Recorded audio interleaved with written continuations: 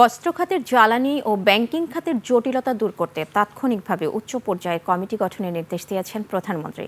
এছাড়া আগামী 1 বছরের মধ্যে জ্বালানি পরিস্থিতির ইতিবাচক পরিবর্তন আসবে বলেও আশ্বাস দিয়েছেন সরকার প্রধান।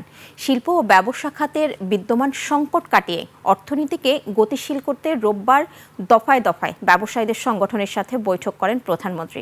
সাদাত হাবিবি সেতু রিপোর্ট। দেশের অর্থনীতিকে চাঙা করা এবং প্রধান রপ্তানি ও শিল্প খাতের সংকট নিয়ে রোববার একাধিক ব্যবসায়ী সংগঠনের সাথে বৈঠক করেন প্রধানমন্ত্রী তারেক রহমান।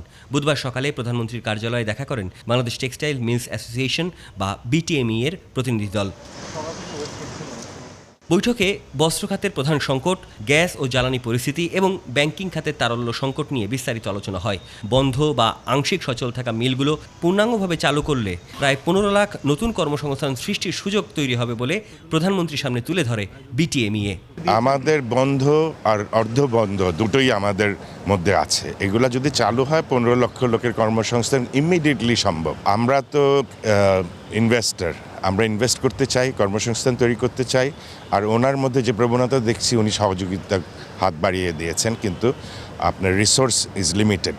তো সেটার কিভাবে সমন্বয় করা যায় একটা টিম গড়ে দিয়েছেন। পরে বিকেলে প্রধানমন্ত্রীর কার্যালয়ে আসেন তৈরি পোশাক খাতের শীর্ষ সংগঠন বিজিএমই এর নেতারা। বৈশ্বিক বাজারে দেশের প্রধান রপ্তানি খাতের প্রতিযোগিতা সক্ষমতা ধরে রাখা, ব্যাংকে উচ্চ সুদ হার, বন্ধ কারখানা চালু আর কাস্টমস ও বন্দর সংক্রান্ত জটিলতা দূর করা এবং বর্তমান অর্থনৈতিক পরিস্থিতিতে আর্থিক নীতি সহায়তা পাওয়ার দাবি জানান পোশাক শিল্প মালিকরা। জ্বালানি নিয়ে আমরা কথা বলেছি। উনি বলেছেন যে আগামী 1 বছরের মধ্যে জ্বালানি ব্যবস্থার যে উন্নয়ন হচ্ছে সেটা দৃশ্যমান হবে।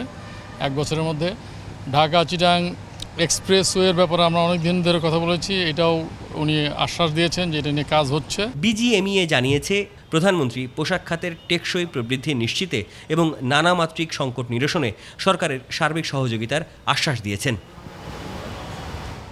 সাদাত হাবিবি সেতু, 21 টেলিভিশন, ঢাকা।